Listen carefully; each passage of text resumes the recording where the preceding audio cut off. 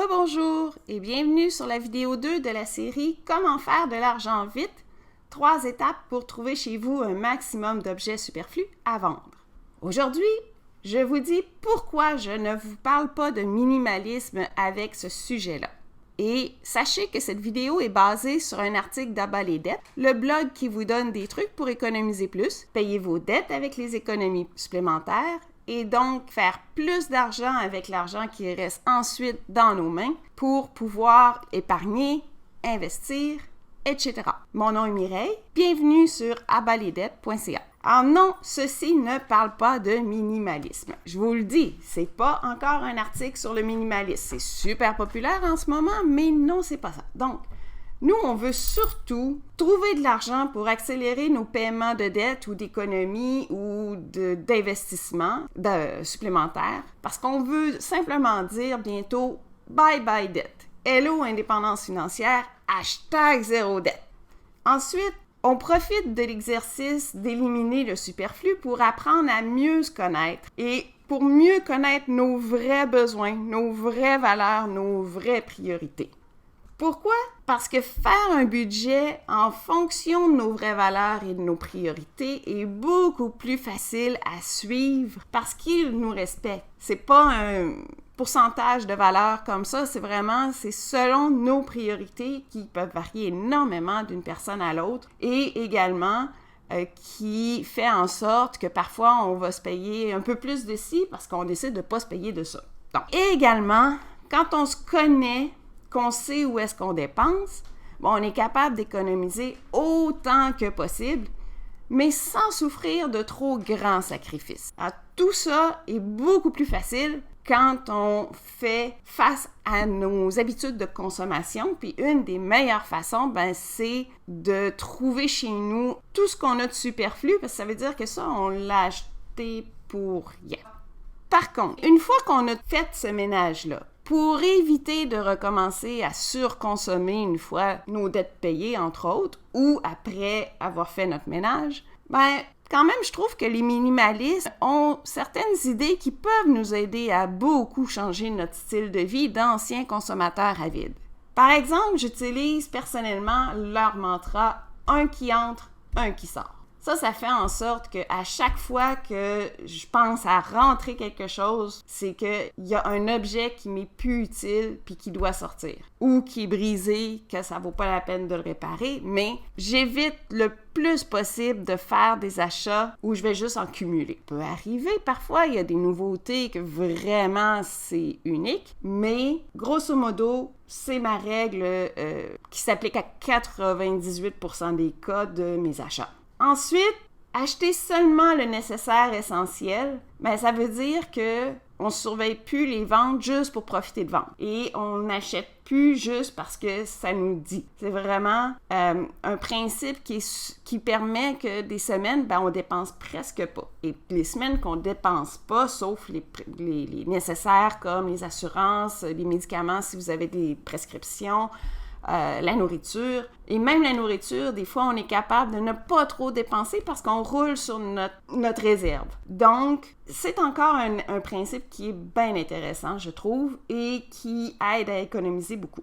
Et finalement, d'éviter la consommation qui est due à notre désir de fuir le présent et de vivre plutôt avec toute l'intensité qu'il mérite, en s'attardant davantage aux expériences qu'il nous fait vivre, c'est aussi un principe très intéressant. Dans le sens que quand on se rend compte qu'on dépense pour rien à cause qu'on a des inutiles à la maison, si on s'attarde à la question « mais pourquoi j'ai acheté ça? » Souvent, ça va concorder avec une période où on avait besoin de juste penser à autre chose ou de pas penser.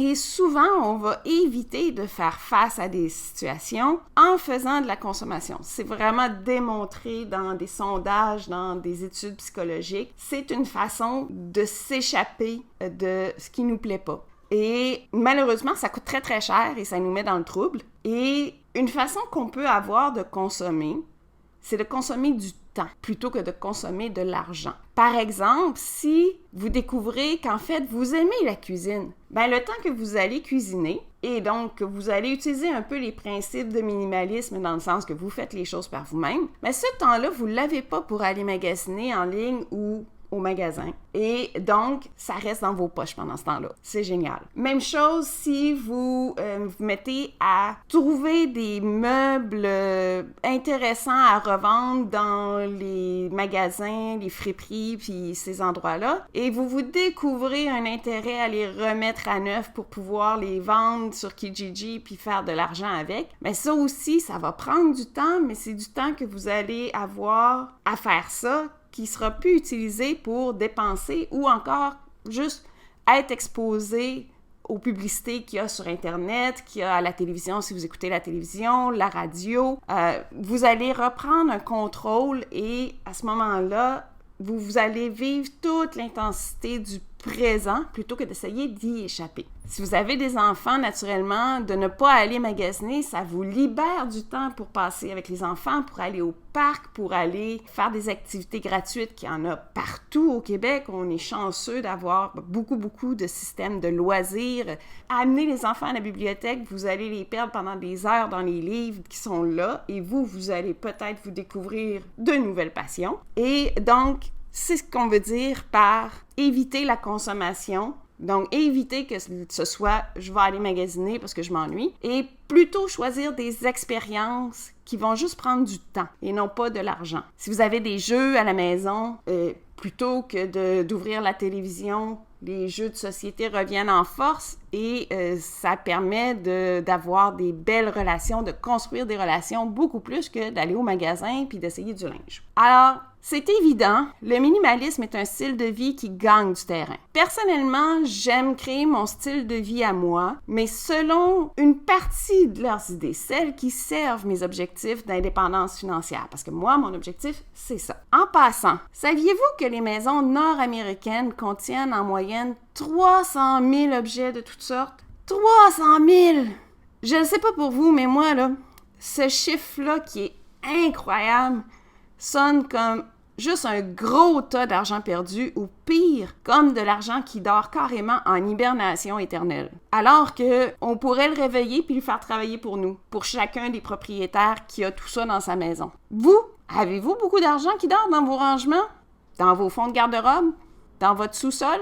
Dans votre garage? Dans votre remise ou un rangement autre à l'extérieur de la maison? À votre chalet? Dans votre ou vos autos? Etc. Ça commence à faire beaucoup d'endroits où ils peuvent se trouver, ces objets-là, hein? Mais pourquoi il faut passer par du rangement? Moi, j'aime pas ça, faire du ménage. Vous n'êtes pas tout seul, moi non plus. Par contre, c'est juste connu, puis présentement, avec les rages de rangement à la Marie Kondo, c'est crié sur les toits de magazines et de blogs de style de vie ces temps-ci. Faire du ménage et du rangement, ça fait du bien. C'est tout. On se sent libéré d'un poids. On se repose plus dans un espace rangé. Si vous l'avez déjà remarqué, si vous avez déjà eu la chance d'avoir un rangement qui dure, effectivement, c'est plus reposant parce qu'on n'a plus la préoccupation « ah, faudrait que je range ». En plus, nos espaces de rangement ferment complètement sans forcer les portes ou risquer que nos trucs nous tombent dessus quand on ouvre le garde-robe. Donc, juste ça, c'est moins de stress constant. Bon, en tout cas, je me reconnais là-dessus parce que j'en ai eu des portes à forcer pour réussir à fermer pendant très longtemps. Donc, les raisons énoncées ici sont tout à fait logiques et assez normales quand il s'agit de convaincre de l'importance de faire du ménage. Mais pour ma part, là, depuis que j'ai commencé un grand ménage pour éliminer le plus de superflu possible, j'ai découvert que le ménage pouvait aussi nous apprendre beaucoup sur nous-mêmes. Dans mon cas, j'ai appris ce que j'aime vraiment, que ce soit en termes de couleurs, de divertissement, d'aliments, d'objets dont je veux m'entourer. Maintenant, je base toujours mes achats sur ces préférences que j'ai découvertes et non plus sur les opinions d'autrui ou un besoin passager. Parce que j'en ai tellement sorti que je me rappelle de tout ce que j'ai déjà sorti que ça valait pas la peine et que j'avais dépensé pour rien finalement. J'ai aussi découvert que même si j'ai beaucoup réduit le nombre de choses autour de moi, il me manquait rien. Même au contraire, j'en ai encore à sortir. En fait, j'ai plutôt appris que j'utilise toujours et surtout les choses que j'aime ou qui me sont vraiment utiles. Puis le reste demeure là où je l'ai laissé. Ben, en sachant mieux ce qui est vraiment important pour moi, ça me permet de mieux résister aux tentations des publicités, des magazines, des magasins ou n'importe quel, que ce soit quelqu'un qui parle de sa nouvelle bebelle qu'il vient d'acheter ou du linge qu'il a magasiné. On a toujours une petite tentation. Mais d'avoir fait ça puis de mieux me connaître maintenant, ça me permet de dire « bon, on passe à autre chose ».